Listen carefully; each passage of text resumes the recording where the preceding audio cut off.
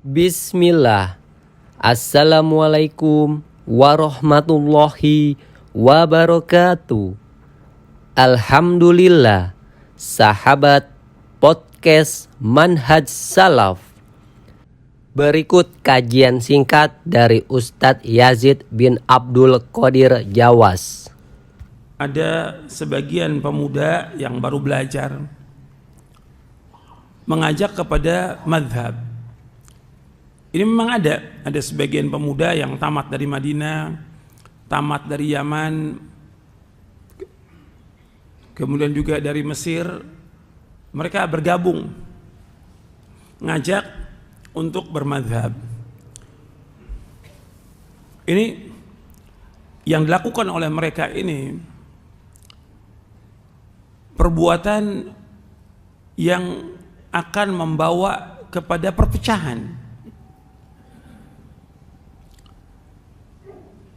Sebab dulu ketika imam mazhab itu meninggal dunia dan kemudian diikuti mazhabnya, itu terjadi perpecahan yang besar.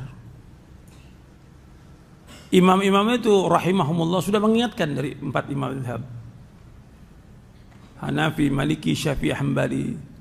Sudah ingatkan, kalau ada pendapatku menyalahi sunnah Rasulullah, buang pendapatku.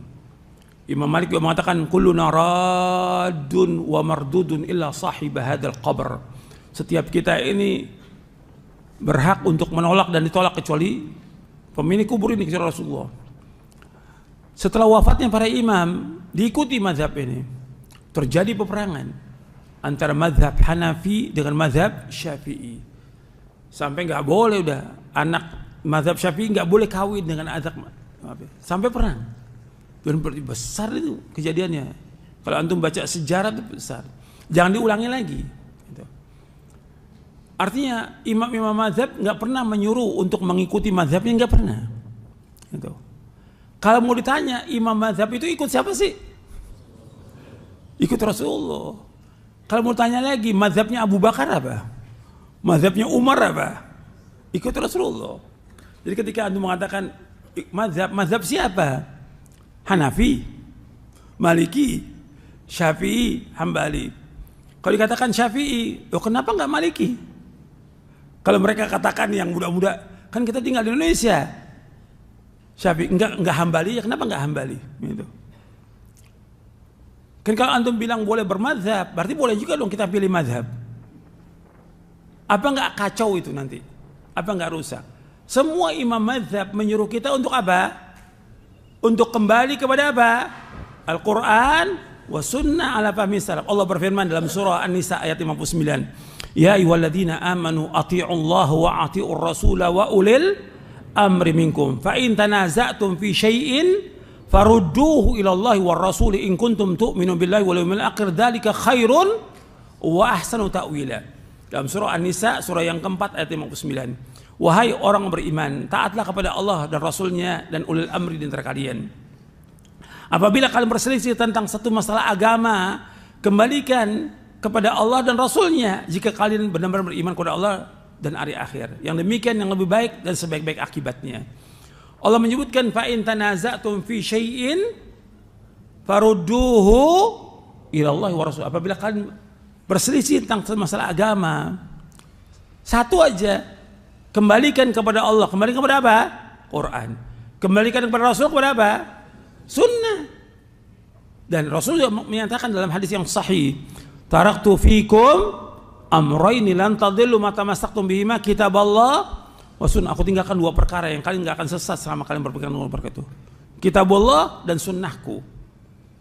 Jadi disuruh kita berpegang pada Quran Sunnah, enggak disuruh kita berpegang pada apa? Mazhab. Nanti ketika orang udah dipegang pada mazhab, mesti nanti ada apa? Pasti ada ta'assub, fanatik. Dan mesti nanti ada banyak ribuan hadis yang dia tolak. Karena tidak sesuai dengan apa? Enggak sesuai dengan mazhab. Antum kembali lagi ke belakang nanti. Udah enggak, kita ikut mazhab aja. Meski udah dalil. Ya rusak nanti agama dengan cara yang seperti ini. Jadi ini saya melihat gelagat yang seperti ini nggak disadari, ini merusak Islam. Nggak disadari bahwa ini akan merusak dakwah yang paling asasi dalam Islam. Dakwah apa? Tauhid. Ini nggak disadari ini. Apa dakwah yang pertama kali ngajak orang mazhab atau tauhid? Tauhid. Ini dakwah mengajak mazhab ini merusak dakwah tauhid. Merusak dakwah tauhid. Justru kalau mereka berakal, yang mereka waras akalnya dan mereka punya ilmu, mereka pertama kali mendakwakan dakwah tauhid agar umat ini beribadah hanya kepada Allah, menjauhkan syirik. Ini yang diajak oleh seluruh nabi dan rasul alaihi wasallam. Bukan mengajak pada mazhab, bukan. Bukan mengajak kepada taklid, bukan. Ngajak orang bagaimana umat ini beribadah hanya kepada Allah, menjauhkan segala macam. Mengajak orang mengikuti sunnah, menjauhkan beda. Mengajak orang untuk taat kepada Allah, menjauhkan perbuatan dosa dan maksiat. Itu yang perlu. Itu yang harus dihidupkan. Ini yang seperti ini akan ribut dengan sendiri di antara mereka. Dan pasti ada pendapat-pendapat yang mereka saling tidak setuju antara satu dengan yang lain. Pasti udah. Karena mazhab. Kita mengembalikan orang kepada beliau. Akhirnya jumut lagi nanti. Sedangkan ilmu, kata Syekh Albani, al-ilmu la yaqbalul jumud. Al-ilmu la yaqbalul jumud. Jumut itu beku. Udah apa kata mazhab ya udah begitu. Ini nih. Kayak kuda gini nih. Udah. Jangan nengok kanan, jangan nengok kiri, begini aja udah. Itu jumud. Nah, kita sekarang mau diajak lagi untuk jumud. Udah. Ikut aja apa kata mazhab. Justru Allah dan Rasulnya menyuruh kita ikut dalil. Ikut apa? Ikut wahyu. Bukan ikut mazhab. Kalau udah ikut mazhab, mesti ada dalil yang akan ditinggal. Ribuan dalil yang akan ditinggalkan oleh dia. Karena banyak yang mazhab juga bertentangan dengan dalil, banyak. Dan itu nggak salah untuk para imam. Karena para imam mengatakan kalau ada pendapatku menyalahi sunnah Rasulullah, buang pendapatku. Imam Syafi'i mengatakan kalau ada pendapatku menyalahi, buang. Dan aku akan rujuk. Aku masih hidup atau udah mati, aku akan rujuk. Artinya mengikuti dalil. Kalau semua imam mengatakan ikuti dalil, kenapa nggak ngajak dalil? Kenapa ngajak orang pada mazhab? Ini akan merusak dakwah apa? Dakwah tauhid. Akan membuat nanti perpecahan di tengah-tengah kaum muslimin. Ini nggak disadari nih, anak-anak muda ini nggak disadari. Gitu. Ya karena kebodohan. Dan ciri dari anak muda itu terlalu terburu-buru. Dan rata-rata mereka ini yang seperti Nabi sebutkan tentang khawarij apa? Hudatsaul asnan, sufahaul ahlam. Mereka ini masih muda-muda, tapi apa? Bodoh, kata. Bodoh, sufaha. Nabi menyebutkan sufaha, safi. Mestinya dia berpikir, antum sekolah di Madinah, antum sekolah di Mesir, antum sekolah di Yaman, pulang ini untuk mendakwakan dakwah apa? Dakwah tauhid, agar umat beribadah hanya kepada Allah.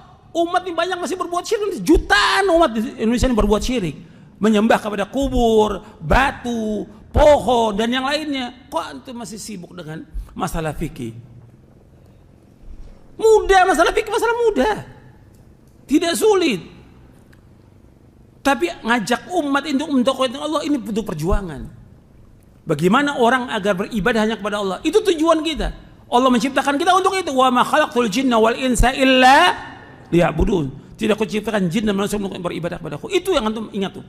Bahwa kita sekolah, kita belajar, kita sampai ke Madinah, sampai punya gelar doktor, kita kemana? Tujuan kita pulang untuk mendakwakan dakwah tauhid, menjauhkan segala macam, mendakwakan dakwah sunnah, menjauhkan bid'ah. Meskipun dibenci oleh orang, meskipun dimusuhi oleh orang, itu sunnatullah, nggak akan Allah robah sunnah itu.